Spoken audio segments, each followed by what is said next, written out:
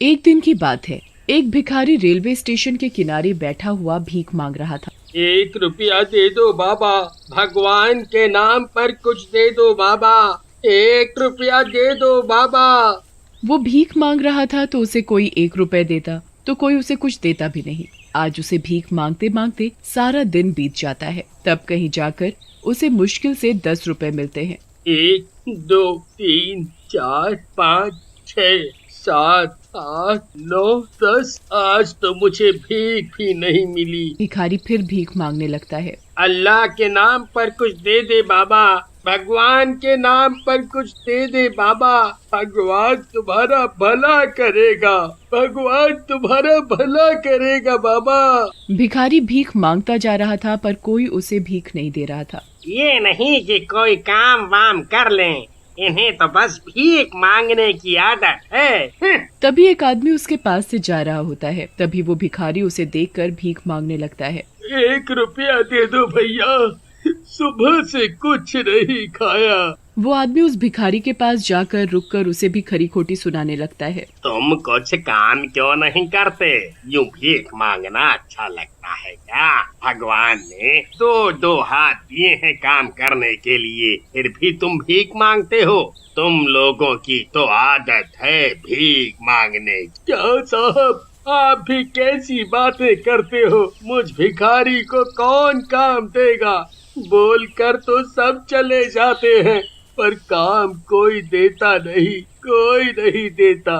चलो हटो मेरे रास्ते से। सुबह सुबह पता नहीं कहाँ से आ जाते हैं ये लोग भीख मांगने। वो आदमी उस भिखारी को पैसे दिए बिना चला जाता है। भिखारी फिर वही स्टेशन पर जाकर बैठ जाता है और आवाज लगाने लगता है। भगवान के नाम पर कुछ दे दे बाबा, इस गरीब की दुआ लगेगी, कोई दे दे बाबा, सुबह से भूखा हूँ, भगवान के नाम पर दे दे बाबा, सुबह से कुछ नहीं खाया। साहब कुछ पैसे दे दो साहब, कुछ पैसे दे दो। वो आदमी जल्दी में था तो वो उस भिखारी को कोई जवाब नहीं देता और वहाँ से आगे जा रहा होता है। तभी उसकी बेटी के स्कूल बैग से किताब निकलकर भिखारी के आगे गिर जाती है। तो वो भिखारी उस लड़की की किताब उठाकर उसे देने जाता है। साहब, ये आपकी बेटी के स्कूल बैग से इंग्लिश की किताब गिर गई थी। आदमी बड़ी हैरानी से उस भिखारी को देखता हुआ। तुम्हें कैसे पता ये इंग्लिश की किताब है? साहब, इस किताब पर लिखा हुआ है।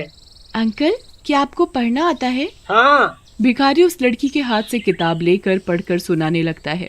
अंकल, आपको तो सब पढ़ना आता है, पर आप तो भिखारी हो। भिखारी उस लड़की की बात का कोई जवाब नहीं देता और चुप हो जाता है। अरे हाँ, वाकई में तुम तो पढ़े लिखे हो, फिर भीख क्यों मांगते हो? साहब, मजबूरी आदमी से क्या कुछ नहीं करा देती। मेरी भी कहानी कुछ ऐसी ही है। भिखारी उस आदमी को अपनी कहानी सुनाता है। साहब, मेरा भी एक परिवार हुआ करता था। मैं, मेरी माँ और पिताजी, हम साथ रहते थे। सब कुछ ठीक था, पर एक दिन मेरे पिताजी का एक्सीडेंट हो गया, जिसकी वजह से उनके दोनों हाथ चले गए। अब सारा बोझ मेरी माँ के ऊपर आ गया और उनकी भी तबीयत खराब रहने लगी थी, जिसकी वजह से सारा पैसा उनके इलाज में लग गया। और एक दिन एक एक करके मेरे माँ बाप मुझे छोड़कर इस दुनिया से चले गए। अब मेरे पास रहने के लिए ना घर था, ना खाने के लिए खाना। साहब, भीख न मांगता तो क्या करता? तुम पढ़े लिखे हो, कोई काम कर सकते हो। साहब, मुझ भिखारी को कौन काम देगा? तुम मेरी बेटी को ट्यूशन पढ़ा सकते हो। क्यों मजाक कर रहे हो साहब? मैं सच कह रहा हूँ। क्या तुम मेरी बेटी को ट्यूशन पढ़ा सकते हो? मैं तुम्हें उसे पढ़ाने के पैसे दूंगा। बोलो, मंजूर है तुम्हें? भिखारी की आंखों में आंसू आ जाते हैं और वो रोने लगता है और वो गरिमा को पढ़ाने के लिए हाँ कर देता है। ठीक है, कल से तुम इस पते पर मेरी बेटी को पढ़ाने आ जाना। वो आदमी भिखारी को कुछ पैसे देता है और उसके हाथ में पता देकर वहाँ से चला जाता है। और अगले दिन भिखारी उस आदमी के बताए पते पर पहुँच जाता है और वो आदमी भिखारी को देखते ही कहता है, आ गए तुम? आओ आओ, यहाँ बैठो। मैं तुमसे तुम्हारा नाम तो पूछना भूल ही गया। क्या नाम है तुम्हारा? रवि। रवि नाम है मेरा। और मेरा मनोहर। अच्छा तुम यहीं बैठो, मैं अभी अपनी बेटी गरिमा को लेकर आता हूँ। तभी वो अपनी बेटी गरिमा को लेकर आता है तो रवि उसे पढ़ाने लगता है। बेटा, आज मैं आपको मैथ पढ़ाऊंगा। अब तुम मैथ की किताब निकालो। गरिमा इंग्लिश और मैथ में काफी कमजोर थी। रवि गरिमा को पढ़ाना शुरू कर देता है। इसी तरह दिन बीतने लगते हैं। गरिमा भी अब पहले से इंग्लिश और मैथ में ठीक होती जा रही थी। इसी तरह गरिमा को पढ़ाते पढ़ाते 1 महीना निकल जाता है। तभी मनोहर रवि के पास आकर उसे पैसे देता है। ये लो तुम्हारी मेहनत का 1000 रुपया। हाँ हाँ, ये तुम्हारी मेहनत की कमाई है। इसी तरह रवि हर रोज गरिमा को पढ़ाता और गरिमा भी उससे बड़े शौक से पढ़ती। गरिमा दिन पर दिन पढ़ाई में होशियार होती जा रही थी, जिसे देखकर स्कूल की टीचर भी गरिमा की तारीफ करने लगी थी। और एक दिन तो गरिमा ने सबको चौंका दिया जब वो पूरी क्लास में फर्स्ट आई। पता है पिताजी, मैं पूरी क्लास में फर्स्ट आई हूँ। ये देखो मेरी रिपोर्ट कार्ड। अरे वाह, ये तो बड़ी अच्छी खबर सुनाई बेटा। मनोहर रवि को बुलाकर उसका धन्यवाद करता है और उसे बताता है कि गरिमा क्लास में फर्स्ट आई है, जिससे मनोहर उसकी फीस बढ़ा देता है। इसी तरह रवि की हालत अब धीरे धीरे ठीक होती जा रही थी।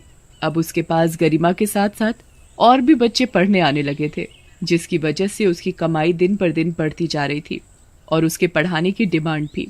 एक दिन की बात है, रवि बच्चों को पढ़ाते पढ़ाते कुछ सोचने लगता है। बच्चों के पढ़ने की संख्या बढ़ती ही जा रही है, क्यों ना मैं एक और कोचिंग सेंटर खोल लूं। इस कोचिंग सेंटर में बच्चे अधिक हो गए हैं, इसकी वजह से मुझे एक और कोचिंग सेंटर खोलना ही पड़ेगा। फिर रवि एक और कोचिंग सेंटर खोल लेता है, जिसकी वजह से अब रवि की कमाई और दुगनी होने लगी थी। अब उसे किसी चीज की कोई कमी नहीं थी। उसके पास रहने के लिए घर, अच्छा खाना, अच्छे कपड़े सब था। एक दिन उसके दिमाग में ख्याल आया, क्यों ना उन भिखारियों को भी मौका दिया जाए जो बेचारे किसी परेशानी या मजबूरी के कारण भीख मांग रहे हैं।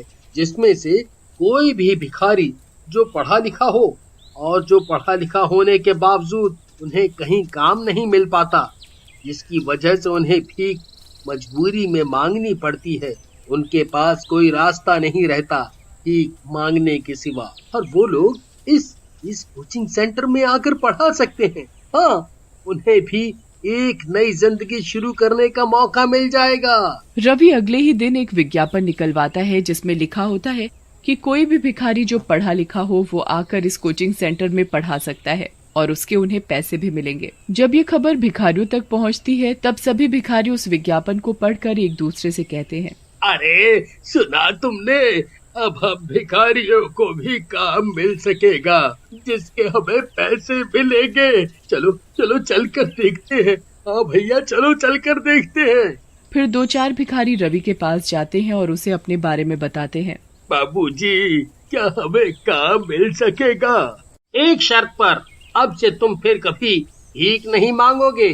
बाबूजी, जब हमें काम मिल जाएगा तो फिर हम क्यों भीख मांगेंगे?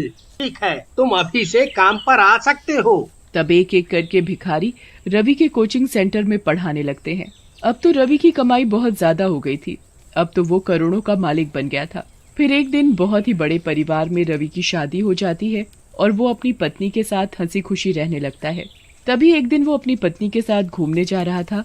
तभी एक भिखारी उसके आगे आकर भीख मांग रहा था, तो वो उसे कुछ नहीं देता। तुम कुछ काम क्यों नहीं करते? क्या बाबूजी, आप भी कैसा मजाक करते हो? आपको भीख देनी है तो दो, वरना जाओ यहाँ से। आपने उस भिखारी को पैसे क्यों नहीं दिए?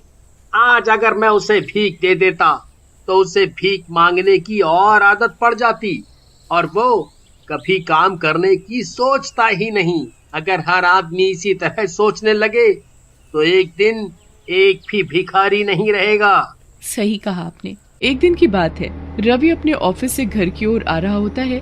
तभी रास्ते में उसे सड़क के किनारे कुछ छोटे छोटे बच्चे भीख मांगते हुए दिखाई देते हैं। ओह, इन मासूम बच्चों का क्या कसूर, जिनके माँ बाप इन्हें पैदा होते ही छोड़ देते हैं या कोई मर जाता है, जिसकी वजह से इन मासूम बच्चों का बचपन भीख मांगने में निकल जाता है।